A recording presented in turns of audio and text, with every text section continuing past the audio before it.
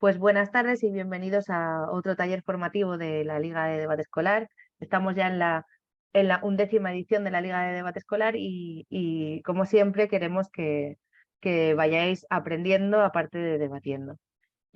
Como sabéis, la Liga de Debate es un proyecto dentro de Súmate al Debate que organiza Fundación Educativa Actívate y ESIC Business and Marketing School Valencia y que colabora con nosotros Divina Seguros. Hoy vamos a contar con Beatriz Domínguez López. Ella es graduada en Filología Hispánica por la Universidad de Málaga y desde 2019 y cuenta con el doble máster en Profesorado y Gestión del Patrimonio Lingüístico y Literario.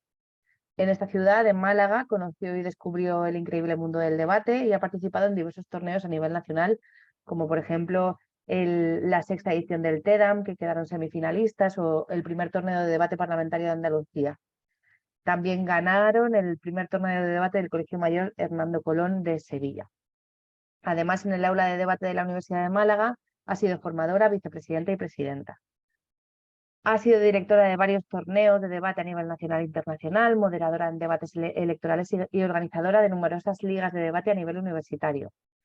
Trabajó con nosotros en la Fundación Educativa Actívate aquí en Valencia, promoviendo el debate a nivel escolar, se encargaba de los cursos, de la mentorización, de organizar las ligas de debate y los concursos de oratoria. También ha diseñado montones de planes de formación y proyectos de innovación educativa en diferentes instituciones y centros educativos. Y también ha dirigido el proyecto Atlantis, que son los manuales de debate y oratoria que hemos creado. Ella es una de las autoras para las aulas de primaria y secundaria. Actualmente, ahora está impartiendo talleres de retórica en la Asociación para Niños de Altas Capacidades ASA de Málaga.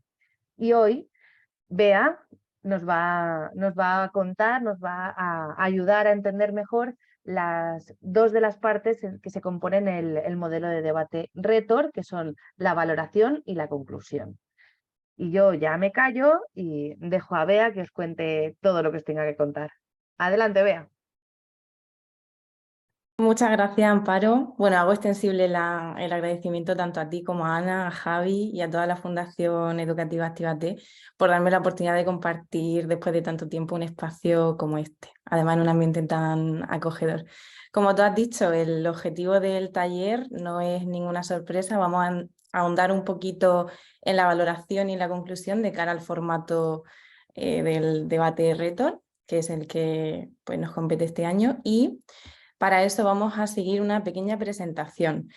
Antes de comenzar, digamos, el taller, hemos hecho un poco, pues, un pequeño sondeo para ver quiénes de los presentes son profesores y quiénes son alumnos y alumnas, con el objetivo de hacer en ciertos puntos un poquito más dinámica esta tarde, ¿vale? De modo que en algunos puntos es bastante probable que os pida intervención. Si no queréis intervenir, pues es completamente voluntario. Y en otros puntos ya sí que me centraré yo más en pasar a explicar los puntos que os traigo esta tarde.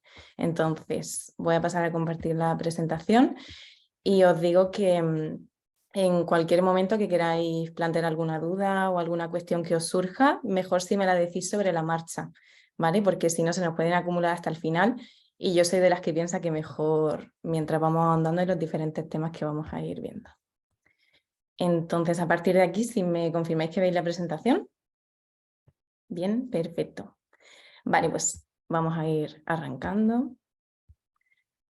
A partir de aquí, lo más importante, lo fundamental que tenemos que saber es nuestro punto de partida, ¿vale? Es decir, en qué consiste esto del formato Retor.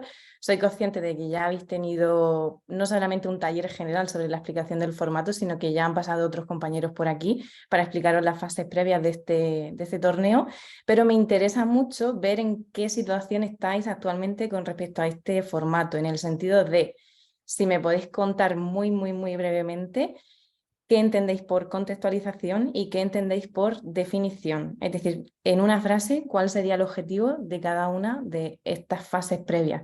¿Por qué? Porque a partir de aquí este trabajo va a ser fundamental para que entendamos qué tenemos que hacer en la valoración y, por supuesto, qué vamos a hacer en la conclusión.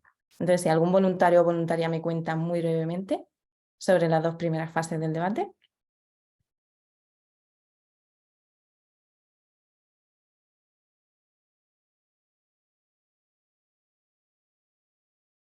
¿Nadie se anima, chicos? ¿Nadie se anima? Vamos.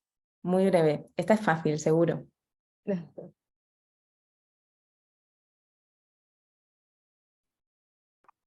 Contextualización, creo que sería como cuando estás explicándole el tema en un vocabulario más familiar a alguien, pero definición ya es como utilizando palabras más técnicas. Contextualización le puedes hacer un contexto de una idea a un niño, por ejemplo, pero cuando ya estáis hablando con algo del trabajo o con otro o con alguien de tu edad o un adulto, ya sí que empleas más palabras técnicas en como una definición. Vale, muchas gracias. ¿Cómo aplicamos esto a un debate, en este caso académico, o en un debate escolar? Digamos que la fase de contextualización es la primera de todas, es la que va a abrir cualquier debate dentro del modelo Rhetor y es donde vamos a hacer una selección de hechos, ¿vale? Cuando se nos plantea una pregunta de debate, en este caso si lo entendéis como premisa de debate, básicamente es porque nos está sugiriendo una problemática o al menos una temática que puede implicar diferentes perspectivas que por lo general van a ser controvertidas, ¿vale? Van a despertar diversidad de opiniones. Entonces, esa problemática conlleva una serie de hechos que nosotros vamos a seleccionar. A partir de la realidad que compartimos todos, vamos a decir, vale, pues estas son las cosas que están pasando con respecto a esta problemática.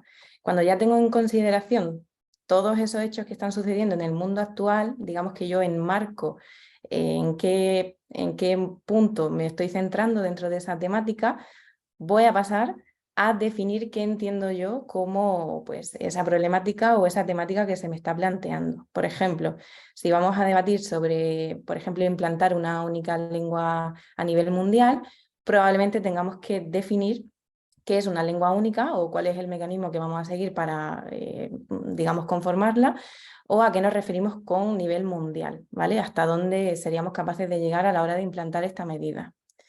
Normalmente este tipo de cuestiones se ven de forma más sencilla, desde mi punto de vista, si consideramos preguntas de debate más relacionadas con medidas concretas, no tanto para valorar si algo es bueno o malo, sino más bien de cara a si vamos a asumir el riesgo de implantar una nueva medida o no.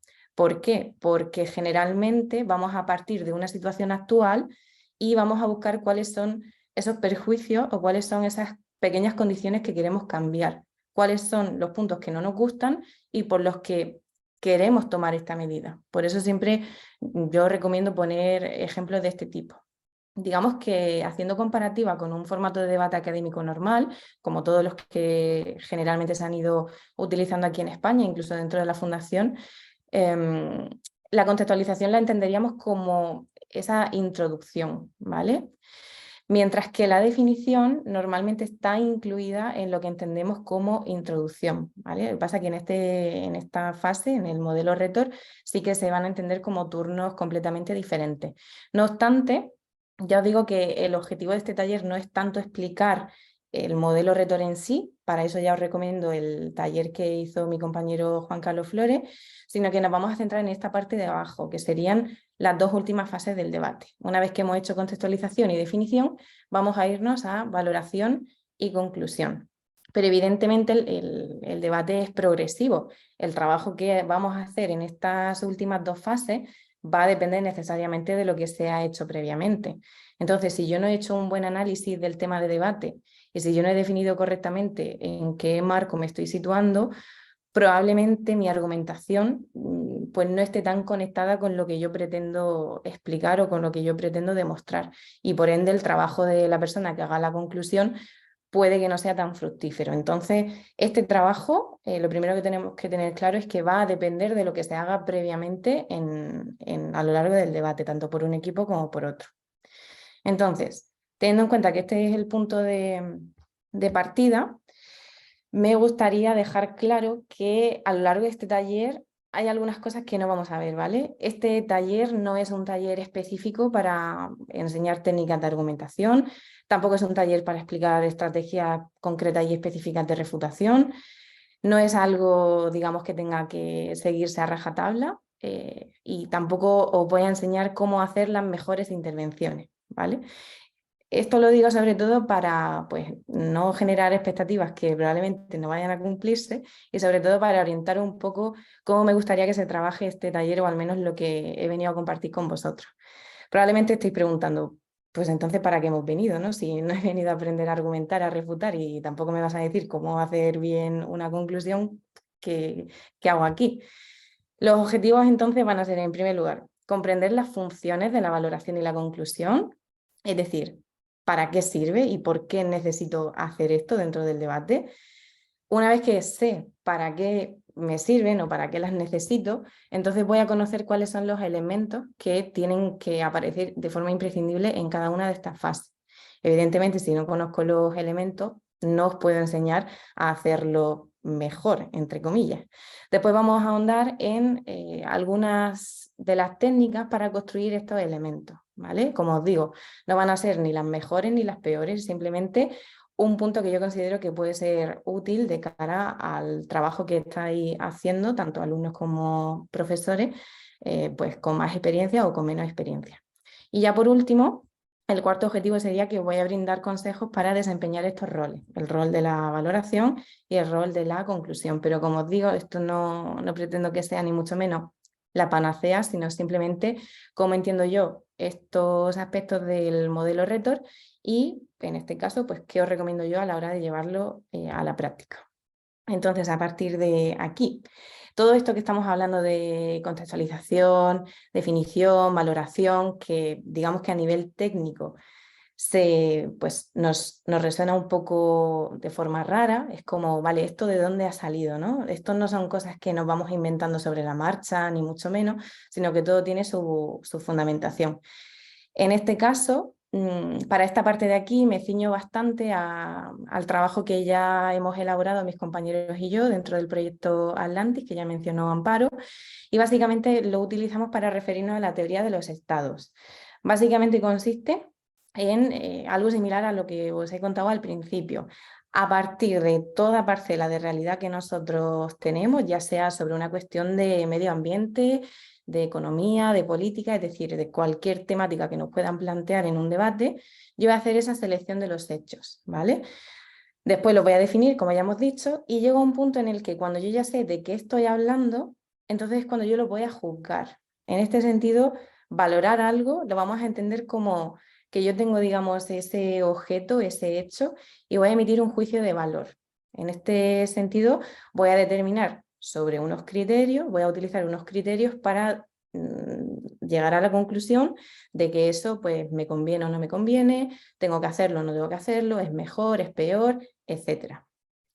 A partir de aquí, entonces, vamos a poner un pequeño ejemplo. Imagina que tenemos la siguiente situación. María le tira la pelota a Juan en un momento en el que están jugando, ¿vale? Juan se despista y la pelota le da en la cabeza. De modo que Juan se hace daño, Juan queda dañado. Digamos que esta sería la selección de los hechos, ¿vale? Tenemos una situación en la que dos niños están jugando, Juan se ha despistado y ha recibido un balonazo en la cabeza. Esa es una situación hasta donde podemos entender objetiva, ¿no? Porque yo todavía no he juzgado si es bueno, si es malo, si ha pasado algo que pueda perjudicar a alguien o no, simplemente pues Juan se ha hecho daño. A partir de un hecho tan fuera de juicio, fuera de valor como este, es que se nos plantea una pregunta de debate. Por ejemplo, ¿es culpable María? En este caso, ¿María es culpable del daño que está sufriendo Juan? Y se me plantean dos posiciones, o sí o no, ¿vale? Por ejemplo, sí, porque tuvo que ser precavida y no lo fue, o no porque Juan fue el que se despistó mientras estaban jugando.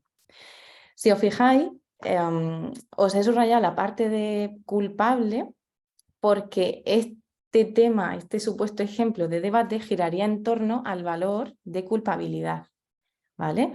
Entonces, evidentemente, cuando yo estoy en una fase de selección de hechos, ya los tenemos ahí arriba bien puestos, pero cuando voy a definir culpabilidad, evidentemente ya voy a hacer dos tipos de valoraciones. Voy a insertar información más relacionada con mi valoración positiva o voy a insertar información más relacionada con mi valoración negativa. Y es por eso por lo que es posible hacer una valoración a favor y es posible hacer una valoración en contra, ¿vale? A partir de un mismo hecho. A partir de aquí, según los hechos que yo seleccione, me guiaré más hacia una valoración positiva o hacia una valoración negativa, ¿vale? ¿Hasta aquí tenéis alguna duda?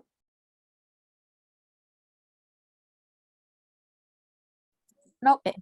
Vale, perfecto. Entiendo que si nadie más dice nada, vamos siguiendo todo bien, ¿verdad? Sí.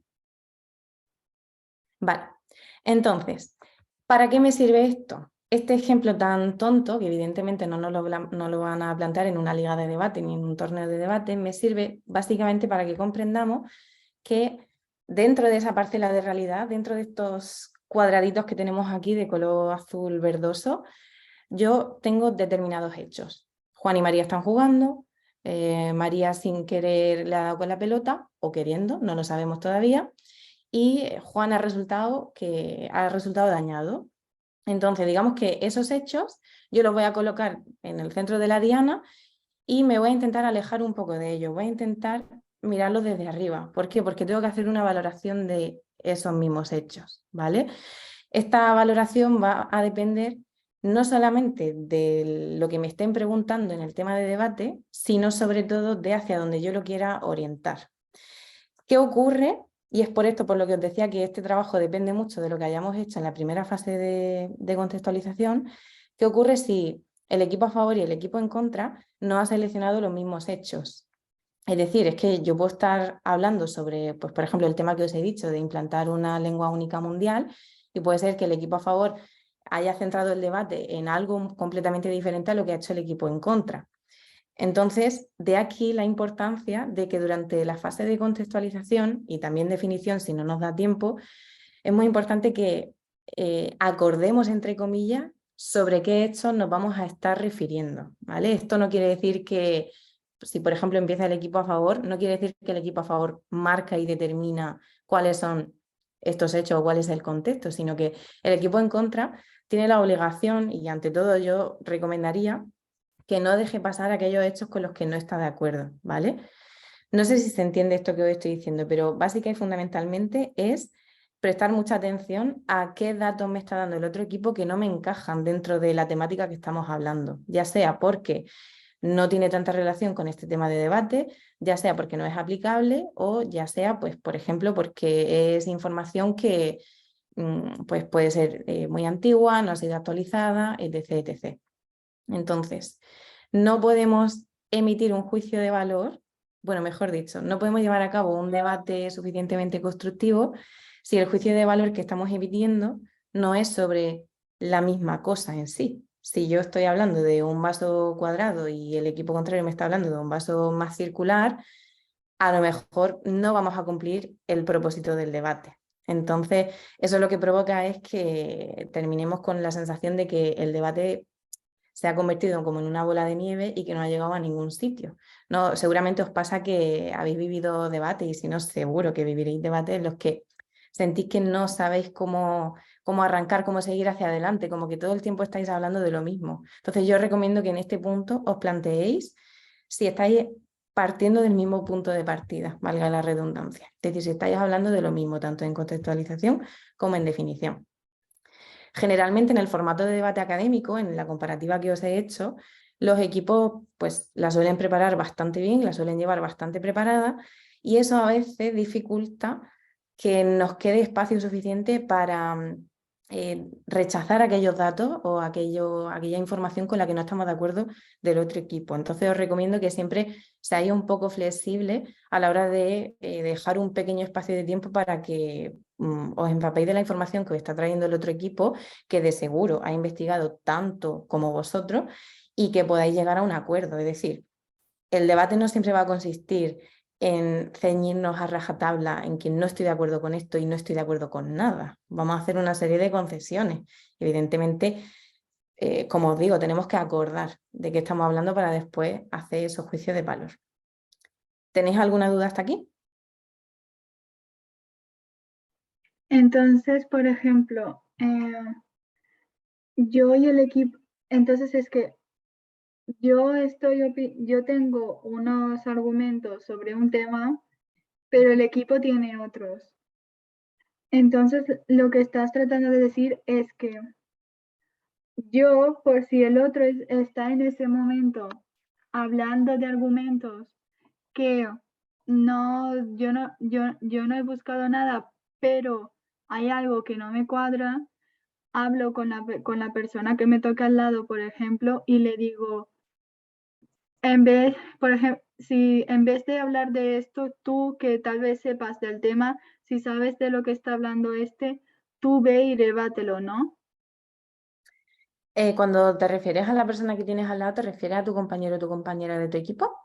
Sí, En ese caso, claro, le puedes pedir ayuda, pero más bien me refiero a que durante el debate tu equipo va a tener que cumplir, digamos, 4 fases. Tenéis como cuatro bloques: contextualización, definición, valoración y conclusión. Me vengo a referir a que desde el inicio del debate tenéis que prestar mucha atención a, digamos, el marco que está estableciendo el otro equipo, ¿vale? Por ejemplo, dime algún tema de debate que se te ocurra, así, a bote pronto, o algo que te interese. que las personas no deberían de mantener animales exóticos como mascotas. Vale, perfecto. ¿Qué establecerías tú como contexto? ¿En qué te basarías para hacer el contexto? Pues me basaría en que hay una persona que quiere, que tiene, por ejemplo, dinero, pero los fines para que quiere el animal gastarlo como mascota no son como moralmente correctos.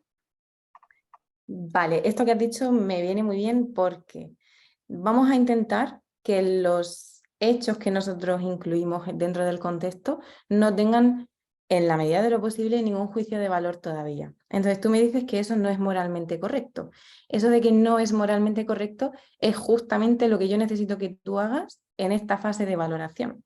Entonces vamos a intentar quitarle todos los juicios de valor, toda la parte moral, si es bueno, si es malo. Vamos a intentar convertir esa información que tú me has dado en algo objetivo, es decir, puedes responder a la pregunta de qué está pasando con respecto a este tema para poder debatirlo después. Entonces, si el tema es pues tener animales exóticos o explotar animales exóticos, ¿cuál es la situación de esos animales? ¿Qué es lo que está pasando?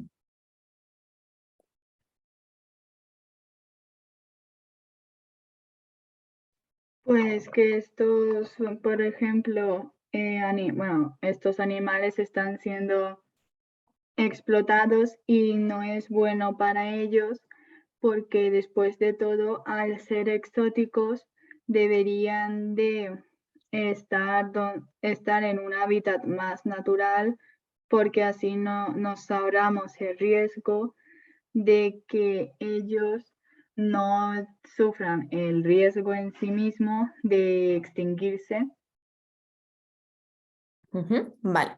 De nuevo, esto es bastante normal, tendemos a todavía estar valorando y estar emitiendo un juicio de valor sobre esta información, porque tú me dices que es algo que no es bueno. Entonces yo te hago la siguiente pregunta. Dentro de esa situación, ¿qué personas están implicadas en ese caso? ¿Quién se te ocurre que pueda estar implicado en una situación de este tipo?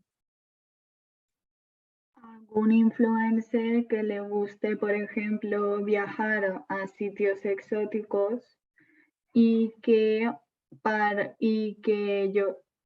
qué sé, visite un sitio, se encariñe con un animal de ahí cuidándolo, lo que sea, o incluso directamente va al sitio exótico y lo caza y se lo queda más como mascota que como más, no solamente de mascota, sino que lo tiene de mascota y de premio para demostrar. No solamente tengo una mascota exótica, sino que yo la tengo, es algo exótico, es algo que he ganado yo. Vale, entonces como digamos agentes que intervienen en esa situación, tengo mínimo una persona, que en este caso tú me la has calificado como un influencer, es decir, es una persona que pues, tiene impacto en la sociedad, sus acciones se miran bastante, ¿no? Y pueden servir de ejemplo. Yo digamos que estoy poniendo determinadas características sobre este sujeto en cuestión, llamémoslo X, ¿vale? Pepito. Entonces tengo por ahí a Pepito, ese es una primera persona que interviene. Luego tengo otro ser vivo que interviene en esta situación, que es un animal. ¿Este animal tú crees que se puede defender o que es indefenso, que está indefenso? La mayoría de veces el animal estará en cierta manera indefenso ante el cazador, porque después de todo, a pesar de que un tigre tenga más fuerza o sea más rápido, bueno, en este caso hablando de que fuera el animal vivo, un tigre, el tigre, a pesar de que tiene ventajas físicas sobre el cazador tiene como por ejemplo un arma, tiene usualmente un arma de fuego. Ahora, si tuviera un cuchillo, la verdad es que yo no me gustaría ser el cazador. Fíjate que toda esta información que me estás dando, además de que la estás construyendo muy bien, probablemente estéis de acuerdo conmigo en que probablemente no os planteáis incluir todo esto en un debate porque decís, "Pues es que no estoy todavía argumentando". Y ese es el punto, que yo al principio del debate tengo que dar, digamos, toda esta información, cuáles son las condiciones que yo me encuentro para después decir si es bueno o malo. Y esto que me estás diciendo yo después lo voy a conducir hacia una valoración positiva o negativa según me toque y según el criterio que esté utilizando. Entonces, ya tengo claros quiénes intervienen aquí, pero todavía no sé cuál es el hecho. El hecho, ¿cómo definirías tú lo que está ocurriendo? En el sentido de, esta persona, ¿qué está haciendo con este animal? Esta persona está cazando este animal para llevárselo como trofeo al haber cazado a un animal exótico cuando este está en peligro de especie y no debería de llevárselo. Vale, ese no debería de llevárselo, lo vamos a dejar ahí aparcado todavía un poquito, ¿vale? Entonces, a partir de aquí, ya tengo claro quiénes intervienen y ya tengo claro qué es lo que están haciendo estos seres que están interviniendo en esta acción. Me queda preguntarte varias cosas, como por ejemplo, ¿dónde está ocurriendo esto? ¿Cuándo está ocurriendo esto? ¿Y cuál es la causa por la que está ocurriendo esto? Entonces, brevemente, ¿me podrías dar esa información? Está pasando en la sabana, por ejemplo, y el cazador quiere cazar a un león. Y cuando es en la temporada de reproducción de los leones, si es que tienen temporada de reproducción, y este cazador quiere aprovechar la temporada de reproducción porque ahí aparte de llevarse al león, a ver si tiene suerte y se llevan, en vez de un león grande que le pueda poner resistencia, a un león más pequeñito. Vale, y la última cuestión, para terminar de construir nuestro contexto, ¿cuál es el motivo por el que ocurre esto? ¿Para qué hace esto? Hace esto porque este señor es alguien que ha estudiado animales, sobre todo los leones, y quiere, como le gusta mucho estudiar al león, quiere cazar a este león y mantenerlo entre comillas como mascota, pero especialmente es para publicarlo en sus redes sociales y volverse viral. Vale, ahora os pregunto a todos, y de hecho te agradezco mucho todas las intervenciones. Os pregunto, al principio la compañera nos ha planteado un tema de debate sin más. ¿Veis alguna diferencia de nuestro punto inicial al punto en el que estamos ahora, después de toda la información que ella nos ha aportado sobre este caso? Es decir, ¿creéis que esta información nos ha ayudado a entender el caso en sí y por qué estamos hablando de este caso? Yo creo que sí, porque nos ha dado información más profunda que prácticamente sería la contextualización y nos ha puesto en la idea de en qué puesto estamos para hacer los siguientes pasos. Efectivamente, muy bien. Una vez que tenemos construido nuestro caso, vamos a definir cuáles son los términos, ¿no? En este caso, podemos hablar de una pregunta de debate que conlleve en sí el término explotación, aunque pues, puede tener ya su connotación negativa, según lo orientemos. Y una vez que, digamos, ya tenemos esas definiciones más académicas o que provienen de estudiosos que nosotros ya hemos trabajado, es cuando entra esta parte de valoración. Entonces, aquí es cuando yo me voy a plantear si la pregunta de debate es, pues, por ejemplo, si debemos condenar a este influencer que ha hecho esta cosa o si deberíamos prohibir este tipo de uso con los animales. Ahora ya me planteo por qué sí o por qué no, ¿vale? Pero toda la información que he dado previa todavía no responde a por qué sí o por qué no. Simplemente responde a la pregunta de ¿qué? ¿Qué está pasando? Sobre quién está pasando, es decir, quiénes son los agentes que intervienen, dónde, cuándo y cuál es la causa y también el modo, es decir, si se hace de forma voluntaria, si se hace de forma involuntaria. Por ejemplo, en el caso de la pelota de Juan y María, probablemente si debatimos esa cuestión de si es culpable María, también hablaremos de si María tenía la intención de hacerle daño a Juan o no, ¿vale? Para después determinar por qué es culpable o por qué no es culpable. Entonces, toda esta información, digamos, que se queda como en una pequeña bolsita que nosotros vamos llenando desde el principio del debate. Y a partir de aquí ya llegamos en sí a la valoración, que es lo que tradicionalmente conocéis y conocemos todos como argumentación y refutación. Lo que pasa es que me interesa mucho que no nos ciñamos única y exclusivamente al hecho de que vamos a argumentar y el hecho de que vamos a refutar, porque a veces podemos confundir qué información debemos introducir en el contexto y qué información debemos introducir en la valoración. Entonces, fundamentalmente, ¿qué está pasando? Lo vamos a incluir en nuestra contextualización y cómo valoro yo esto que está pasando es lo que vamos a hacer ahora. De hecho, ¿cómo hago yo esta valoración, ¿no? Que es uno de los puntos principales del taller. Lo primero, como hemos hecho con este ejercicio, gracias a la compañera, voy a responder a la pregunta de cómo son los hechos que ocurrieron. Cuando yo me pregunto cómo son, es cuando yo le voy a incluir determinados calificativos. Estos calificativos, como os decía antes, van a ser juicios de valor que nosotros estamos emitiendo sobre esas acciones que son más objetivas o al menos objetivables, ¿vale? Se pueden descartar juicios de valor de ahí. Normalmente siempre vamos a pensar, en primer lugar, en algo como algo bueno o como algo malo, pero evidentemente también mi función aquí es ir un paso más allá y salirnos de lo que es bueno o malo, primero porque es bastante relativo, ¿vale? Y segundo porque un debate no lo vamos a basar únicamente en lo que es bueno o malo, sino que tenemos que ir un poco más allá. Entonces, ¿en qué me puedo basar yo para hacer esta valoración? Voy a necesitar lo que os pongo aquí como pilares más objetivables. Es decir, ahora vamos a remitirnos a lo que se conoce en retórica como tópicos formales. No voy a hablar de demasiados tecnicismos, simplemente voy a decir que los tópicos formales son, digamos, pues pequeños criterios que podemos utilizar para valorar estos hechos que hemos seleccionado en el contexto, ¿vale? Y lo vamos a ver a continuación.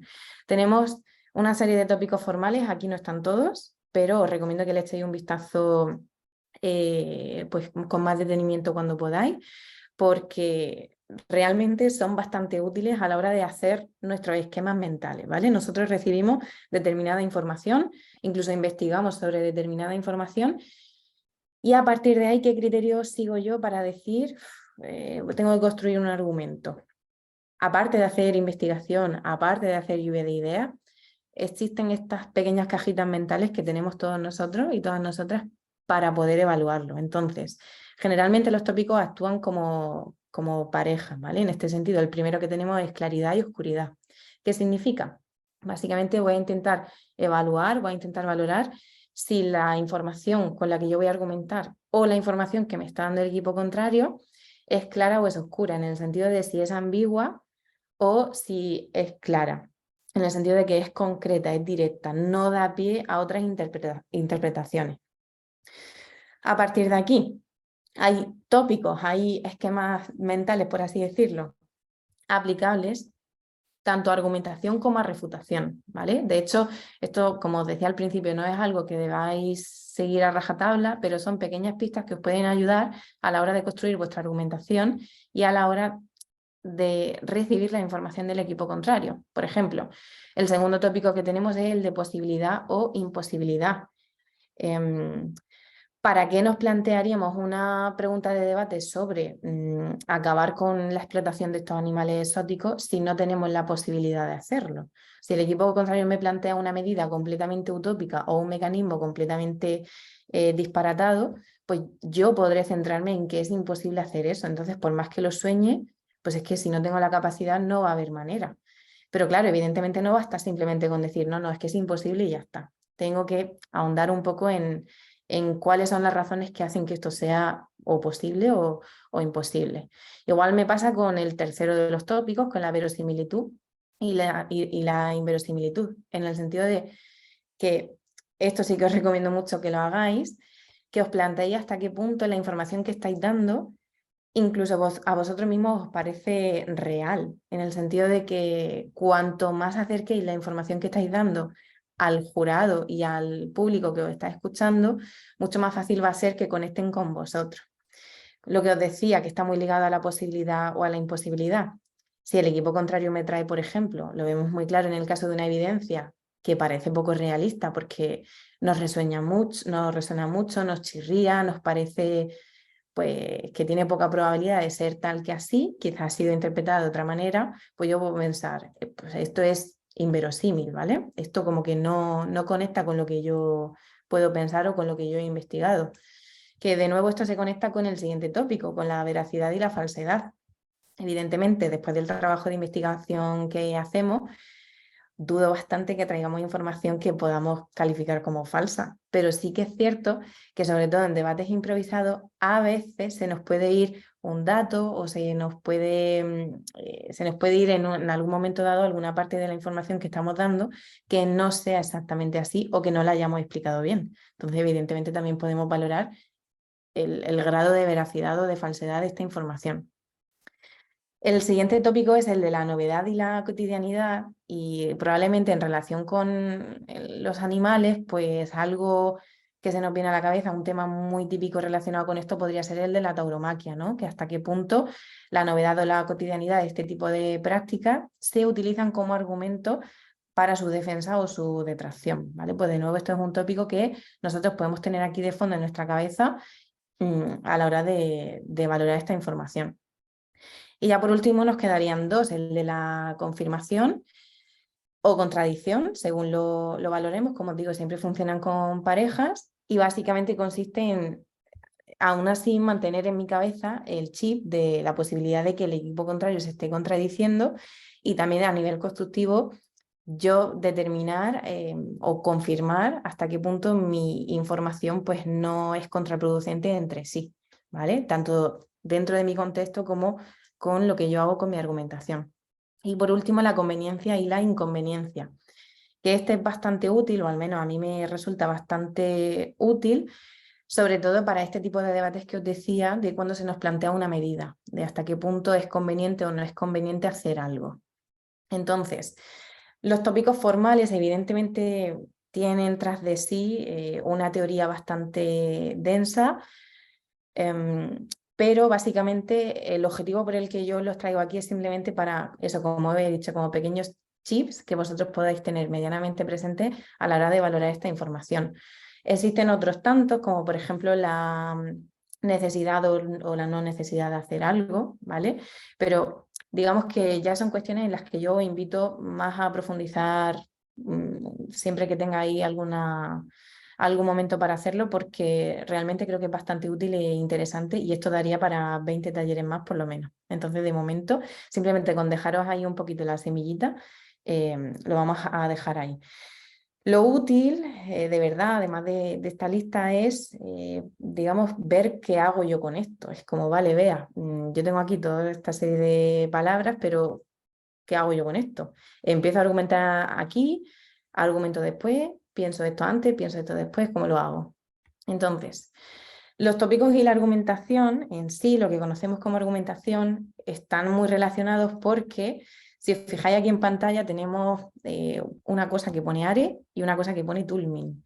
¿A alguien le suena esto? ¿Alguien sabía? Nosotros hemos dado el ARE en clase, o sea que ya conocemos un poco la afirmación, razonamiento y evidencia, pero el Tulmin. No, no lo hemos dado mucho.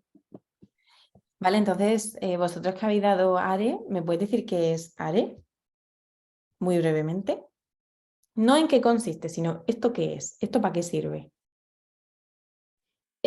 Nosotros lo hemos dado para, re- mm, para contradecir al equipo contrario, como por ejemplo afirmación, usted ha dicho, y repite lo que ha dicho, si estás en contra, el razonamiento, que es, sin embargo, bueno, decir en claro lo que tú ya tienes una base de información, y la evidencia de, pues dejar claro tu opinión.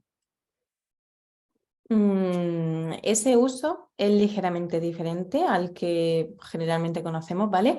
Básicamente porque si lo enfoca más hacia la refutación, también puede ser bastante útil, pero en este caso vamos a ver para qué nos puede servir dentro de la argumentación, que es el punto en el que estamos ahora. ¿A alguien más le suena esto de ARE o Tulmin? Sí, sería el ARE sería el esquema para construir un argumento. Muy bien, exacto. ¿Qué es esto de ARE o qué es esto de Tulmin? Pues justamente son esquemas, en este caso son esquemas lógicos, ¿vale? Para, digamos, hacer un taller sobre argumentación, o si buscáis talleres de argumentación, muy probablemente lo que más encontréis son precisamente talleres sobre lógica, ¿vale? Porque al final los modelos de argumentación se suelen ceñir o se pueden circunscribir sobre todo a la lógica formal o a la lógica no formal. En este caso, la gran mayoría se van a ceñir a la lógica formal, esto simplemente os lo digo por si queréis investigar en algún momento. Y básicamente a mí esto lo que hace es brindarme la estructura que van a tener mis razonamientos. ¿Qué entiendo yo como razonamiento? Pues mis ideas, las ideas que yo tengo, en lugar de soltarlas así sin ton ni son dentro de una intervención libre, las voy a ordenar, les voy a dar forma, sobre todo les voy a dar una secuencia lógica. ¿Qué significa darle una secuencia lógica? Que voy a elaborar una serie de premisas, A, B, que me van a llevar a una conclusión, ¿vale? Esa conclusión necesariamente pues, va a estar relacionada con la postura que yo estoy defendiendo, ¿vale? Entonces, digamos que os he puesto aquí en pantalla los elementos propios de dos esquemas argumentativos de los más conocidos, si bien, por supuesto, no son los únicos, tampoco os puedo decir que sean ni los mejores ni los peores, simplemente los dos ejemplos más que considero más conocidos. Y como veis aquí son como pequeñas cajitas en donde yo voy a ir conteniendo esa información. Entonces, ante la pregunta de qué tienen que ver los tópicos, lo que hemos visto previamente de claridad, oscuridad, verosimilitud, etcétera, ¿qué tiene que ver con esto?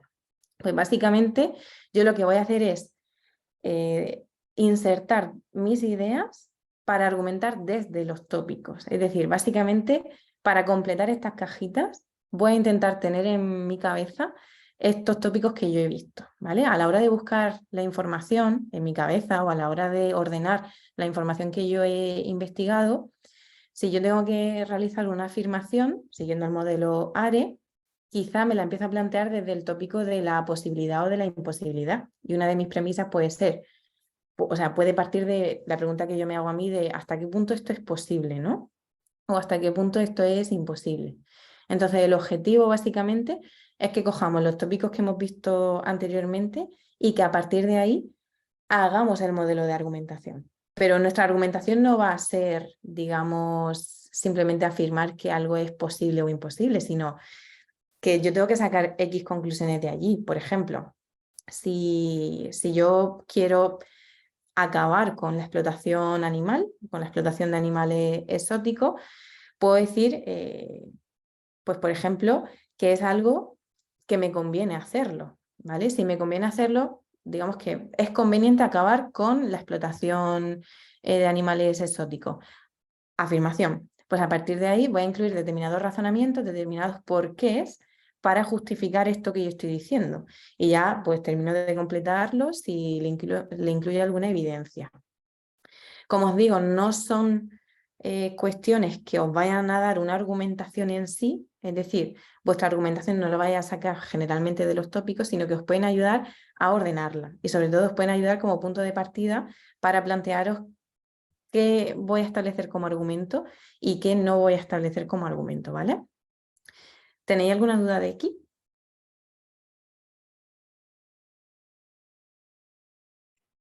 Nosotros en la hora del debate, o por lo menos personalmente, da igual la forma que gastemos de estas dos, ¿no?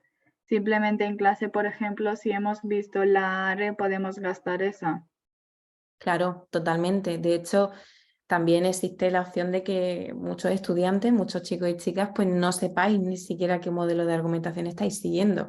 Esta información, digamos que va un poco implícita en el trabajo que vosotros estáis haciendo. Probablemente vuestros profesores a veces os digan, pero ¿esto por qué? ¿De dónde viene esto? Pues entonces es porque os están pidiendo un razonamiento, os están pidiendo que lo fundamentéis un poco más. También os sonará mucho la frase de que no demos las cosas por hecho. Pues por eso mismo, para que no soltemos directamente nuestra conclusión, en el sentido de, pues, la conclusión a la que yo he llegado después de mis premisas, y ya está. Yo tengo que facilitar todo ese razonamiento a las personas que me están escuchando.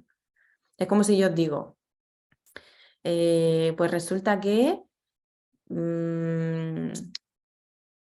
subir el precio de la luz es lo más justo. Pues muy probablemente a mí se me eche encima la mayor parte de la población. ¿Por qué? Porque no he dado absolutamente ninguna justificación de esto. Entonces, antes de echarnos la mano a la cabeza y antes de provocar que se echen la mano a la cabeza, vamos a intentar explicar cuáles son las causas por las que yo digo eso. ¿Por qué digo yo eso? ¿En qué me baso? ¿No? Entonces, de ahí que cada modelo argumentativo pues, tiene una serie de elementos que debemos ir completando para que no nos falte ningún dato dentro de nuestra argumentación. ¿Eso se entiende? Sí. Vale, ok. Pues a partir de aquí, una vez que hemos visto muy brevemente esta parte de argumentación, lo que hacemos entonces es entender que vamos a entender como argumentación presentar que X es una razón para Y, ¿vale? Os pongo aquí, por ejemplo, los beneficios de las tecnologías son una razón para invertir en tecnología, ¿vale? Esto, digamos, a modo de razonamiento. En debate nos plantearían la pregunta, ¿debemos invertir más dinero en tecnología? ¿O debemos propiciar la inversión en tecnología? Y nosotros podemos decir sí, porque conlleva muchos beneficios para la sociedad, o no, porque X. Entonces, esto de que sí, porque conlleva muchos beneficios para la sociedad, es una razón para invertir. Entonces, eso es argumentar, ¿vale? Es dar razones para algo. Entonces, a partir de aquí, si esto es argumentar, lo que nos vamos a plantear es la otra parte de la valoración, que es el segundo elemento súper importante dentro de la valoración, que es precisamente contraargumentar. Para la parte de contraargumentar, igual que os decía que todo esto de la contextualización y la valoración de los hechos y demás viene de la teoría de los estados, ahora para contraargumentar os lanzo la recomendación del profesor de la Universidad Autónoma de Madrid, de Hubert Marrot, que tiene además un montón de vídeos accesibles desde YouTube, por ejemplo, y un montón de artículos de investigación sobre lógica, argumentación, esquemas argumentativos, contraargumentación, etcétera, etcétera. Entonces, simplemente como punto de referencia os digo que vamos a partir de que entonces, como entiende él mismo, contraargumentar es no compartir esa razón para este tema de debate, ¿vale? Por ejemplo, no compartir que los beneficios de la tecnología son una razón para invertir en tecnología, es simplemente negarlo. Pero dentro de este simplemente negarlo, vamos a ver varias formas de hacerlo, ¿vale? Porque a veces nos puede resultar demasiado complejo enseñar a refutar o establecer esas estrategias de refutación que os decía, en las que no vamos a indagar, pero simplemente como pequeñas ideas, ¿no? Yo puedo contraargumentar, puedo refutar o recusar, cuestionando algunas de las premisas del razonamiento lógico. Evidentemente, a lo largo de un debate no os vais a poner a establecer la premisa 1 del equipo contrario y la premisa 2 y la conclusión en cada uno de sus argumentos. Es un trabajo que nosotros hacemos sobre la marcha y es la forma que tenemos de recibir la información. Pero simplemente me voy a plantear de dónde saca eso el equipo contrario, de dónde extrae la conclusión de que eso sea así. Pero no desde el punto de vista de dónde está la evidencia, sino desde el punto de vista de ¿en qué te basas para decirme esto? Es decir, ¿cuál es el por qué? ¿Vale? Esa es, digamos, una de las primeras formas más sencillas. Después puedo cuestionar que realmente se haya dado una razón de peso o una razón veraz para la conclusión, ¿vale? Por ejemplo, puedo decir, ¿eso qué tiene que ver con respecto a lo que estamos hablando? Es decir, si yo te digo, pues por ejemplo, que el tigre vive en su hábitat y yo paso por su hábitat, me lo tengo que quedar para mí. Entonces yo digo, ¿por qué? Es decir, de esas premisas no puedo sacar esa conclusión, me falta información. Entonces probablemente podemos revisar qué información nos falta o qué información le falta al equipo contrario para terminar bien su razonamiento. Y otra manera es ofrecer otra razón para mostrar que pese a todo lo que está diciendo el equipo contrario, la idea a la que ellos llegan como conclusión tiene que ser rechazada, que básicamente siempre decimos sí, pero también existe este otro dato o esta otra información que nos lleva a lo contrario, ¿no? Entonces, para contraargumentar, para refutar, como os pongo aquí abajo, siempre tenemos que dar razones para rechazar eso. Es decir, no podemos llegar y decir, no, el equipo contrario no tiene razón. Yo tengo que indagar en cuáles son, digamos, esas causas. Con el ejemplo de las tecnologías, si yo, por ejemplo, niego que tenga que intervenir en tecnología, no basta simplemente con que diga, no, es que también son malas o también provocan perjuicio. Yo tengo que indagar un poco más. Por ejemplo, puedo decir, provocan perjuicios porque aumentan la brecha entre las personas. Y aumentar la brecha entre las personas claramente no es un beneficio para la sociedad. Por lo tanto, no puedo estar de acuerdo con lo que está diciendo el equipo contrario. ¿Vale? Entonces, estas son, digamos, tres mecanismos para introducirnos un poco en la contraargumentación, en lo que conocemos nosotros como refutación. Evidentemente, esto también se hace aplicable a cuando queremos desbancar información que me está dando el equipo contrario. Muchas veces decimos, lo que me está contando el equipo contrario no tiene nada que ver con esta pregunta de debate, y nos quedamos tan panchos y pensamos que diciendo eso ya hemos ganado ese punto del debate. Pero esto es como todo, si yo no justifico por qué no tiene nada que ver, pues realmente no estoy ganando el punto. Entonces, recomendación, nunca olvidéis explicar por qué esa información no está relacionada o no entra dentro de este debate, ¿vale? De hecho, lo ideal, lo preferible sería que ante este tipo de situaciones, si yo voy a rechazar esa información del equipo contrario o este tema que me están trayendo a debate, primero les voy a decir por qué no tiene nada que ver y luego le voy a responder que en caso de que tuviese algo que ver, pues inserto refutación, ¿vale? En caso de que pues sea capaz de dominar esa refutación. Pero ya os digo, sobre todo cuando hacen preguntas en cada una de las intervenciones, muchas veces la respuesta que se nos viene a la cabeza es, compañero, eso no tiene nada que ver. Y yo os invito a que os planteéis por qué esa persona me está haciendo esa pregunta, cuál puede ser su objetivo, porque si me está planteando eso, probablemente esa información después la va a querer utilizar para algo. Entonces vamos a intentar darle respuesta. Y si no sé qué respuesta darle, necesito explicarle por qué eso no tiene que ver con lo que estamos tratando, ¿vale? No vale simplemente con decir eso no y ya está, y me limpio las manos. Entonces, a partir de aquí, vamos a hacer un ejercicio súper rápido, donde os voy a pedir que pongamos a prueba diferentes formas de contraargumentar. Os pongo un ejemplo súper rápido, que es, ya que venimos de Navidad, con respecto a las vacaciones de Navidad. Para refutar, yo puedo dar información que contradiga lo que está diciendo el otro equipo, el argumento del otro equipo. Yo puedo dar información que invalida lo que está diciendo el otro equipo, o puedo dar información que atenúa, es decir, disminuye un poco el impacto de lo que está diciendo el otro equipo.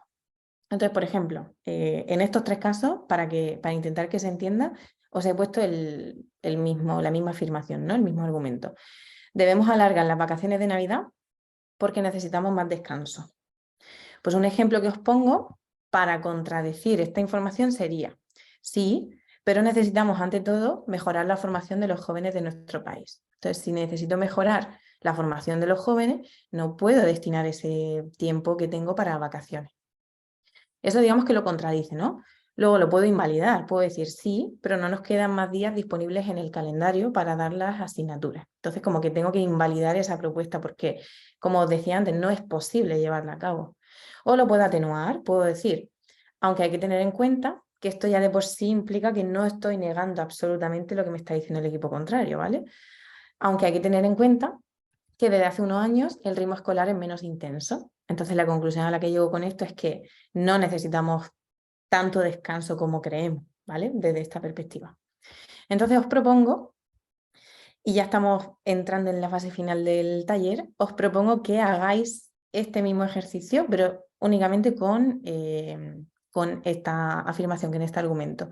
Debemos potenciar la creación de más universidades privadas porque no hay plazas suficientes en las públicas para ofrecer una formación de calidad. Entonces, os voy a dejar un poquito para que penséis una posible refutación que contradiga esto de aquí, ¿vale? Un voluntario o una voluntaria.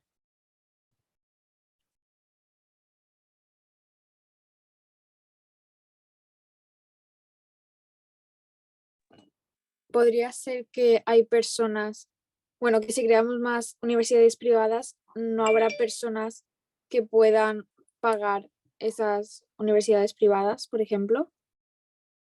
¿Vale? Esa información, esa posible refutación, ¿crees que contradice este argumento, lo invalida o lo atenúa?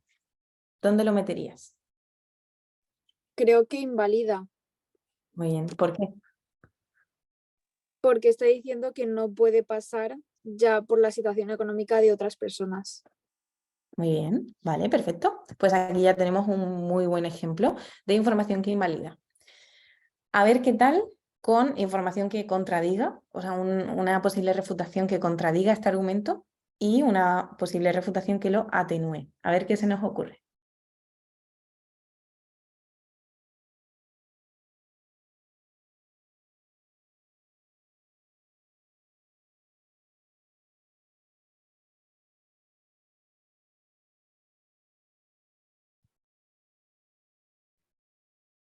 Si no se les ocurren, yo hago la de contradecir. ¿Vale, compi? Lo que debemos hacer es aumentar las plazas de las universidades públicas, ¿no? Eso Vale. contradeciría. Ujú. Claro, eso choca directamente, o sea, es literalmente decir lo contrario. Si os fijáis en muchos debates, a mí me encanta cuando estoy juzgando y de repente los dos equipos me traen los mismos tipos de argumentos, solo que diferente, o sea, completamente al contrario, ¿no? Es como, vale, tú me estás diciendo que sí, tú me estás diciendo que no, pero literalmente con la misma naturaleza de información. Entonces, esto me permite también abrir un poco la mente y darme cuenta de que, pues, desde la perspectiva, por ejemplo, económica, social, política, tenemos razones para sostener una misma, una misma problemática o una misma medida. Entonces, lo único que me falta ahí es por qué Es habría el porqué. Ujú. Por ejemplo. Exacto. Perfecto. Faltaría el porqué. Ahí va, exacto. Eh, Y ya. ¿quién, Ujú. quién lo quiere decir? ¿El porqué? ¿O lo digo yo? ¿Lo digo yo? Vale. Pues debemos potenciar la creación de más universidades, más plazas en las universidades públicas para garantizar el acceso universal a la educación universitaria, para garantizar que todas las personas puedan acceder a la universidad. Vale, entonces el hecho de potenciar las universidades privadas no necesariamente va a conllevar que pues todo el mundo pueda acceder, ¿no? Que es el objetivo que tenemos. Vale, ok. Muy buen punto de inicio también para luego, pues evidentemente si tenemos información mucho más concreta, ejemplos y demás, podemos ir introduciéndolo ahí. Perfecto, muchas gracias. Y entonces me falta solamente un voluntario o una voluntaria para la información, o sea, una posible refutación que atenúe, es decir, que disminuya un poco lo que me está diciendo este argumento. Por ejemplo, a pesar de que las universidades sean públicas, supongo que habrán universidades públicas de diferentes oficios, por ejemplo, una universidad pública de Derecho o una universidad pública de Medicina. el argumento está diciendo que en general hagamos más universidades privadas. Sin embargo, por ejemplo, si solamente faltaran plazas en las de Derecho, pero sobraran en las de las Bellas Artes, hacer más universidades privadas no sería exactamente la mejor solución. Vale, perfecto. Entonces, si tengo en cuenta la estructura que hemos visto previamente, aquí, para esto de información que atenúa, podríamos decir, aunque hay que tener en cuenta, me voy a mi tema, que pues no en todas las facultades se necesitan las mismas plazas, ¿no? O no en todas ellas faltan plazas. Entonces, digamos que estoy disminuyendo un poco el impacto. Puede ser que en algunas sí y puede ser que en otras no, pero eso automáticamente ya me indica que quizá de forma sistemática no debería aplicar esta medida, ¿vale? Entonces, como os digo, esto es muy interesante desde mi perspectiva porque me ayuda a darme cuenta de que no hace falta que me vaya a una postura completamente radical, ni desde la favor ni desde el contra, sino que al final el debate va a ser más chulo cuanto más sea capaz de comprender y de meterme en la línea argumental del equipo contrario, ¿vale? No siempre tiene que ser absolutamente sí lo mío y absolutamente no lo del equipo contrario, sino que vamos a ir viendo pequeños matices. Y este tipo de contraargumentación que puede atenuar un poco nos puede venir muy bien de cara a decir, vale, pero por ejemplo no se aplica en todos los casos o no afecta a todo el mundo por igual o no estoy atendiendo a la diversidad, en fin, depende, ¿no? Ya a partir de ahí, pues lo que nosotros podamos ir construyendo. Entonces, hasta aquí lo que hemos visto ha sido, pues, ¿para qué me sirve la valoración? ¿Dónde inserto esto dentro de, pues, estas cosas raras de contexto, definición y el modelo Rhetor? Dentro de la parte de más argumentativa de la valoración, me puedo basar en los modelos, perdón, en los tópicos formales y desde ellos puedo completar mis modelos argumentativos. Por desgracia, no podemos detenernos demasiado en eso. Y cómo desde argumentar yo llego a la parte de la contraargumentación, que entendemos como refutación, y qué formas tengo de ir construyendo esa contraargumentación. Digamos que desde qué punto yo puedo ir pensando para intentar invalidar, contradecir o atenuar la información que me está dando el equipo contrario.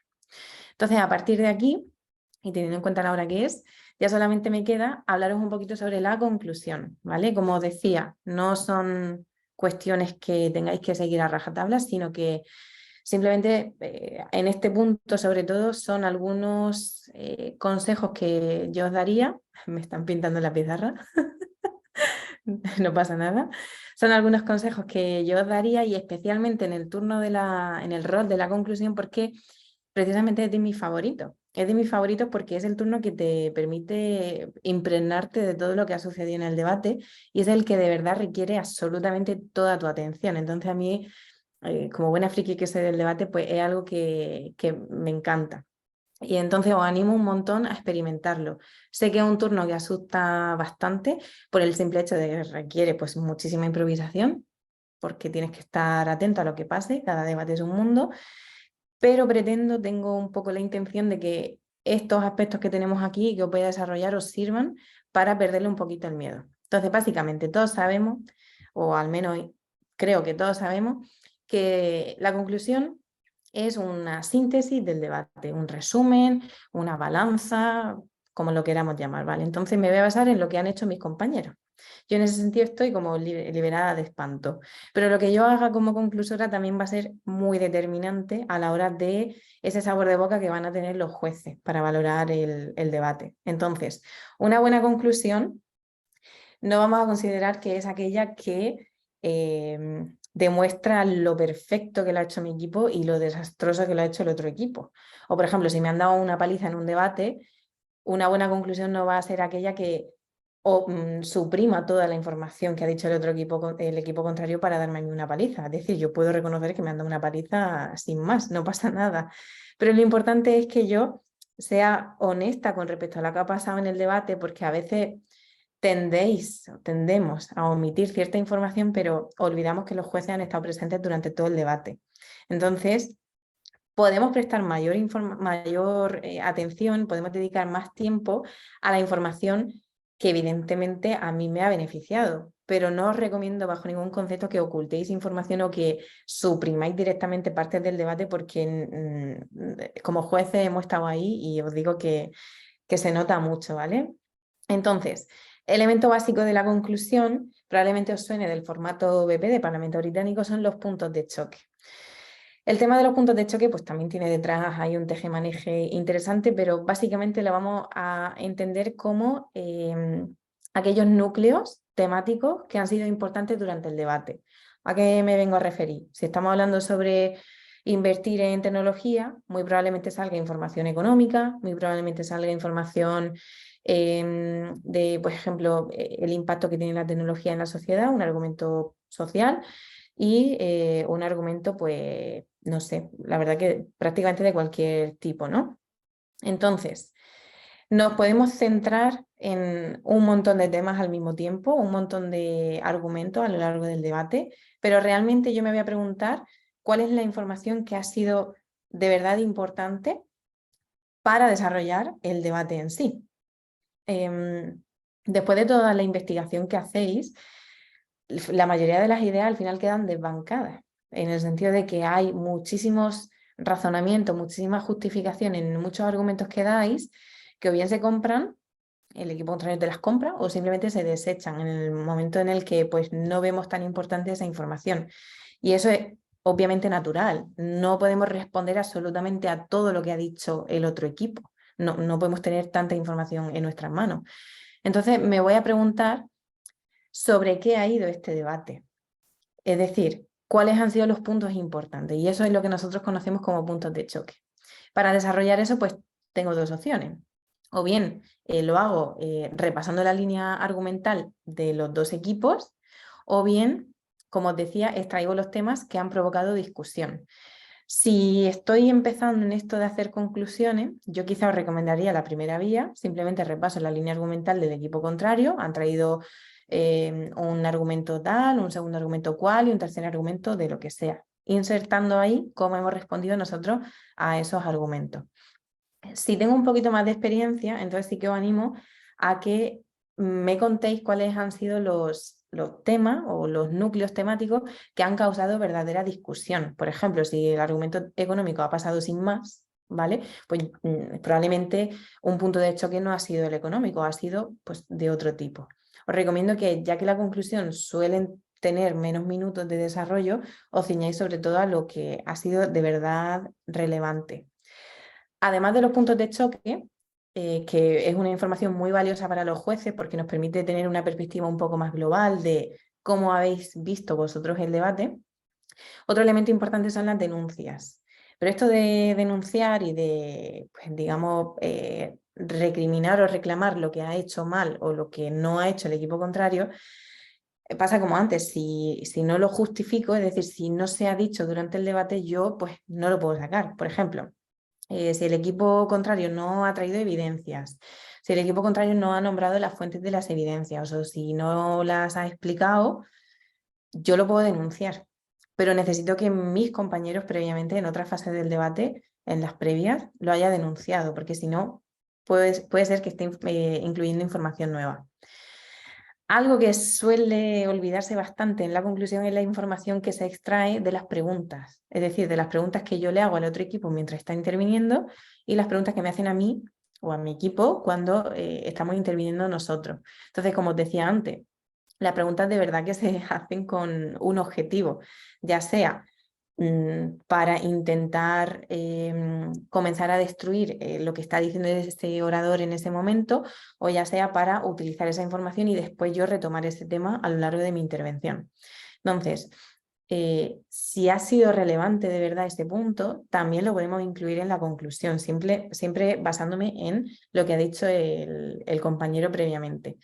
Y las cargas de la prueba, que las cargas de la prueba, conforme más experiencia vamos teniendo en debate, podemos ir viendo que cada vez se utilizan más, ¿no? Que básicamente una carga de la prueba consiste en que directamente marco o determino qué es lo que el otro equipo debe demostrar para ganar el debate o para ganar X puntos del debate, ¿vale? Si estoy hablando de las tecnologías, o por ejemplo de invertir en tecnología, yo le puedo lanzar al equipo contrario la carga de la prueba de que me demuestre, o que me demuestre la garantía de que va a poder producir el desarrollo de tecnología en países que pues, no tienen tanto desarrollo de otro tipo, ¿vale? Entonces, obligo necesariamente a que el otro equipo se meta en un terreno quizá un poquito más resbaladizo, que puede ser que lo tenga contemplado o puede ser que no. Pero básicamente consiste en eso, en obligar al equipo contrario a responder a ciertas cuestiones que son relevantes para el debate. A veces estas cargas de las pruebas se responden durante el debate y a veces no. Entonces, si el otro equipo no las ha respondido, yo de nuevo en la conclusión lo puedo destacar, ¿vale? Si la he lanzado previamente, si no la he lanzado previamente, no puedo denunciar nada. Y ya por último, de nuevo tiene que ver bastante con, digamos, lo flexibles que os podáis sentir de cara a hacer una conclusión. Podemos hablar de diferentes estructuras a la hora de hacerla. Yo soy de las personas que piensa que no existe, digamos, la estructura ideal, sino que va a depender mucho de qué estilo tengáis vosotros y vosotras, y es cuestión de ir probando cada una de ellas hasta que pues veáis cuál encaja más con vosotros y con vosotras. De hecho, yo misma, por ejemplo, desde mi experiencia, empecé con una, luego fui cambiando, fui introduciendo pues según, e incluso dependiendo del tipo de debate, yo me puedo sentir más cómoda con una estructura o con otra. Entonces, básicamente, como primera estructura y de hecho la que yo os recomendaría en caso de que pues todavía os estéis introduciendo en el rol de la conclusión, sería básicamente dedicarme a explicar lo que ha traído como argumentación y refutación el equipo contrario y después pues cuento lo que hemos hecho nosotros y sin más, ¿vale? Es decir, hacemos un recorrido no os voy a decir paralelo, porque no van los dos equipos al mismo tiempo, pero primero despacho al equipo contrario y después voy a hablar de mi libro, que es lo que a mí me interesa, para terminar el debate de forma bonita. Otra posibilidad que tenemos es hablar de, pues, por ejemplo, los puntos de choque del otro equipo, o sea, de la información del otro equipo, cómo la hemos respondido y luego termino hablando de la información que hemos traído nosotros, ¿vale? Con mi equipo.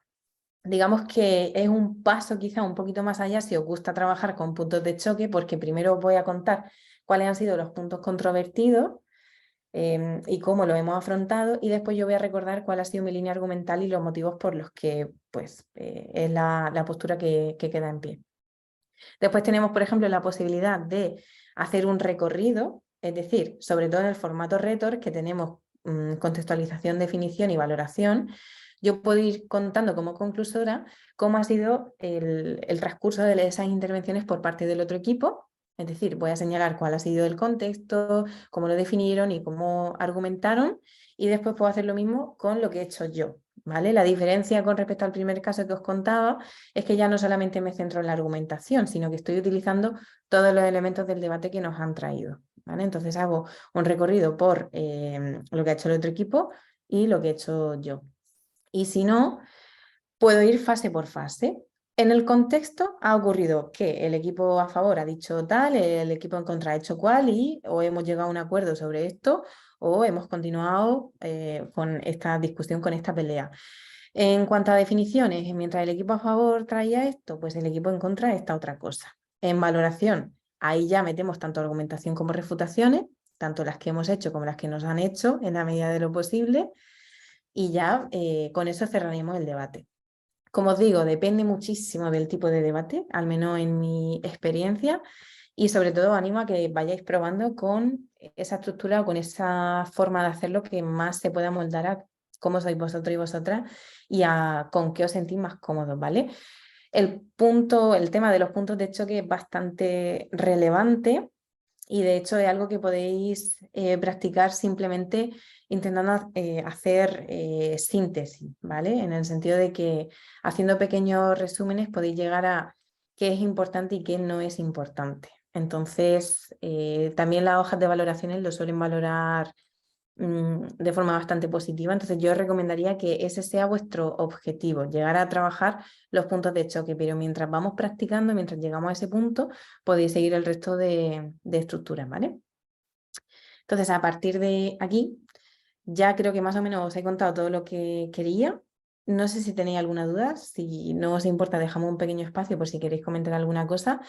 Y también, evidentemente, os dejo aquí mi correo, que lo tenéis en la parte inferior, por si tenéis alguna cuestión o queréis indagar sobre algo que hayamos dicho, o si queréis, pues también que, no sé, profundizar sobre algo, ya que, pues, por desgracia no tenemos todo el tiempo que yo querría.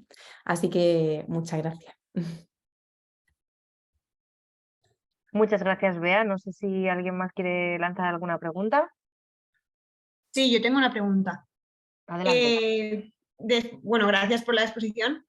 Y, a ver, mi pregunta a lo mejor es relacionada con otro taller, pero, o sea, la exposición de los argumentos entiendo que se hace en la valoración, pero en la contextualización o en la definición los he tenido que presentar antes, mis argumentos.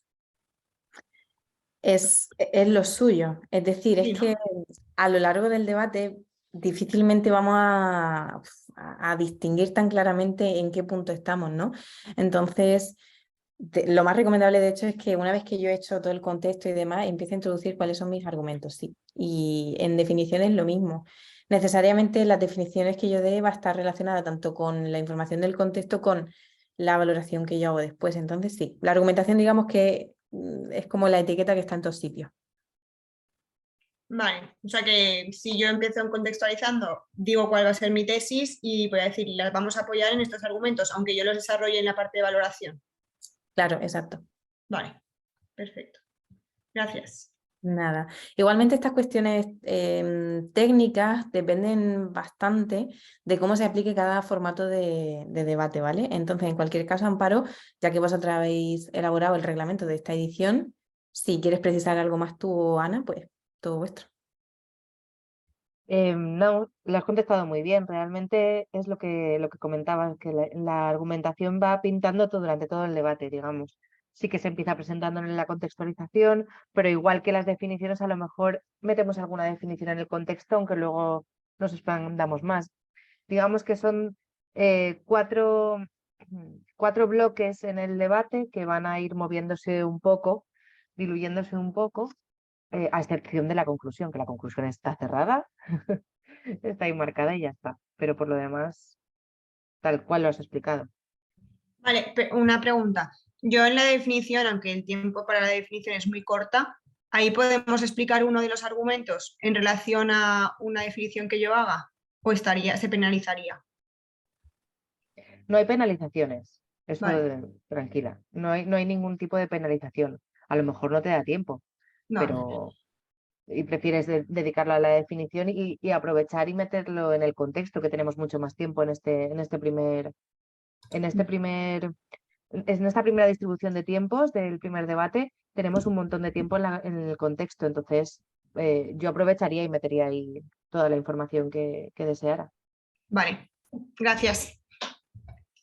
En ese sentido, si me lo permitís, yo simplemente quiero indicaros que, bueno, indicaros, ¿no? Invitaros a que lo veáis desde una forma un poquito más global, en el sentido de que dentro de que cada fase tiene su función, están así previstas a nivel más educativo, simplemente por el hecho de que no olvidéis la importancia de esos elementos, porque previamente en otro tipo de formatos de debate, pues a lo mejor no se ha prestado tanta atención o no se han utilizado elementos del contexto o elementos de la definición. Entonces, digamos que este es el modo de que no olvidéis esa información y que la utilicéis y la trabajéis. Entonces, mientras esa información esté presente, tenéis bastante flexibilidad.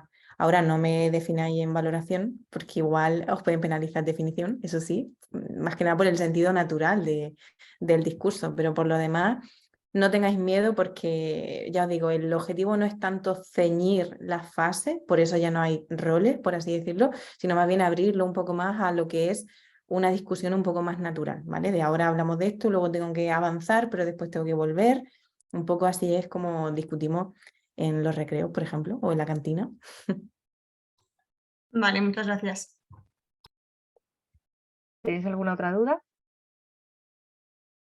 Pues vamos a despedir ya el taller, que se nos ha ido un poquito de hora, pero es que está claro que estábamos todos muy atentos a lo que nos decía Bea, que nos ha hecho un taller de valoración y conclusión y el resto del debate, que creo que nos ha dejado a todos muy contentos. Pues muchas gracias a todos por participar. Como sabéis, esto se queda grabado y lo podréis ver mañana. Un placer, como siempre, tener a Bea con nosotros en este taller formativo de la Liga de Debate Escolar. Nos vemos a la próxima.